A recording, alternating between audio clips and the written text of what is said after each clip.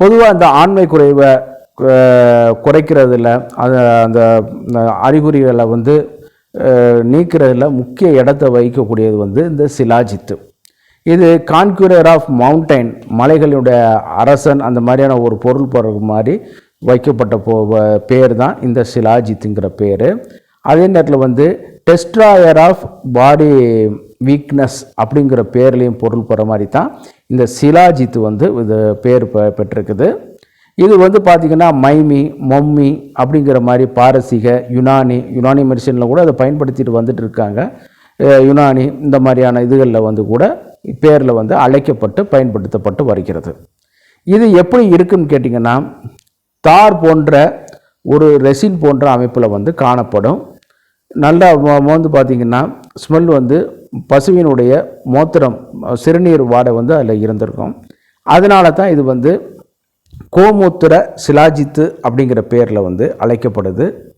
தண்ணியில் கலத்திங்கன்னா கரையும். அதே நேரத்தில் வந்து ஆல்கஹாலில், எத்தனால், இந்த மாதிரியான ஆல்கஹாலில் வந்து இது வந்து கரையாது. சரிங்களா? இது மாதிரியான ஒரு பொருள்.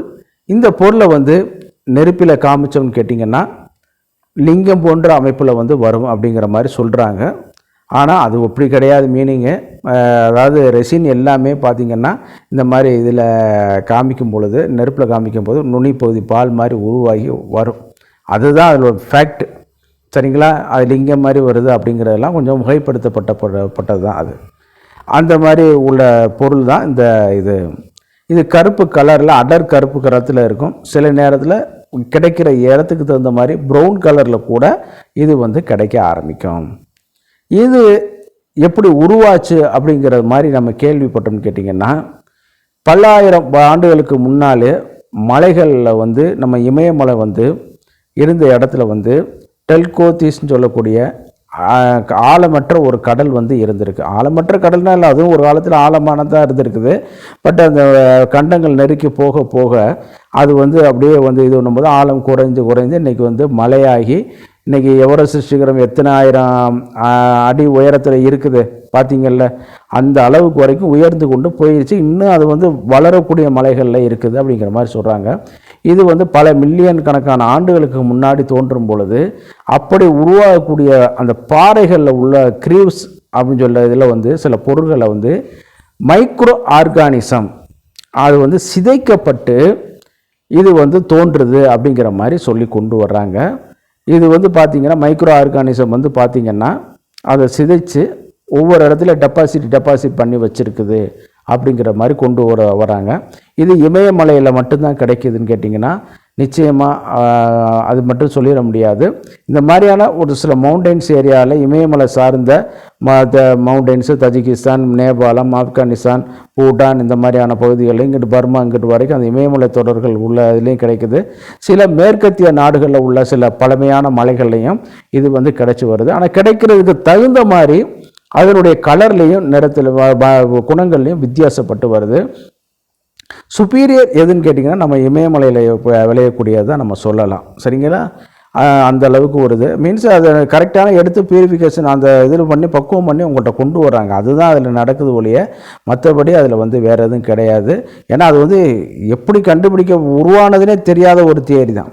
இன்னொரு தியரி என்ன சொல்கிறாங்கன்னு கேட்டிங்கன்னா, யூஃபோர்பியான்கிற ஒரு கள்ளி வந்து செடி வந்து பாறைகள் இடுக்கில் வந்து வளர்ந்து அதனுடைய ரெசின்ஸை வந்து அதை விட்டுட்டு போகுது அப்படிங்கிற மாதிரி சொல்கிறாங்க. நாளாக அந்த ரெசின் வந்து வெளிச்சத்தில், சூரிய வெப்பத்திலையும், அந்த குளிர்ச்சியிலையும் பட்டு என்னன்னு கேட்டிங்கன்னா அந்த மைக்ரோ ஆர்கானிசனால் சிதைக்கப்பட்டு என்ன ஆகுதுன்னு கேட்டிங்கன்னா இது அடர் கருப்பு நிறத்தில் மாறி இந்த மாதிரி சிலாஜித்தா ஃபார்மேஷன் ஆக வருது அப்படின்னு சொல்கிறாங்க.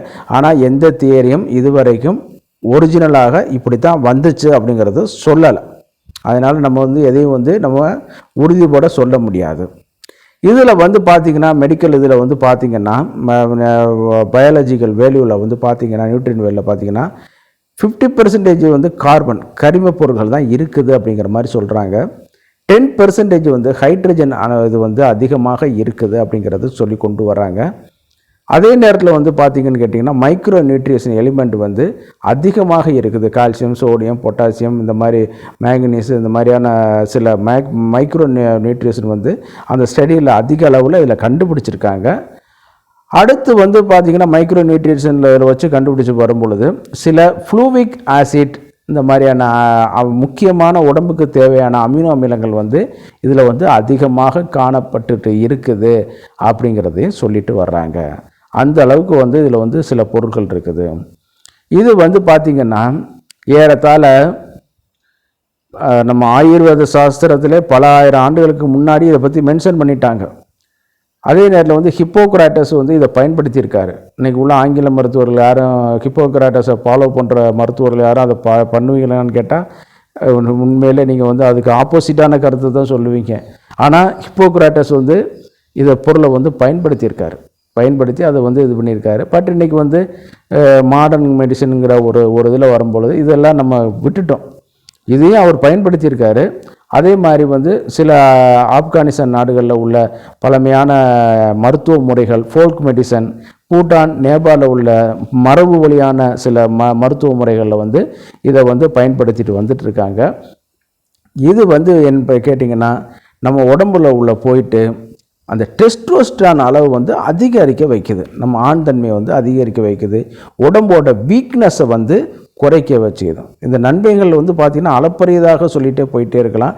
நம்ம உடம்பை வந்து இறுக்கி காயகல்பமாக வச்சு பயன்படுத்தும் அப்படிங்கிற மாதிரி சொல்லுவாங்க.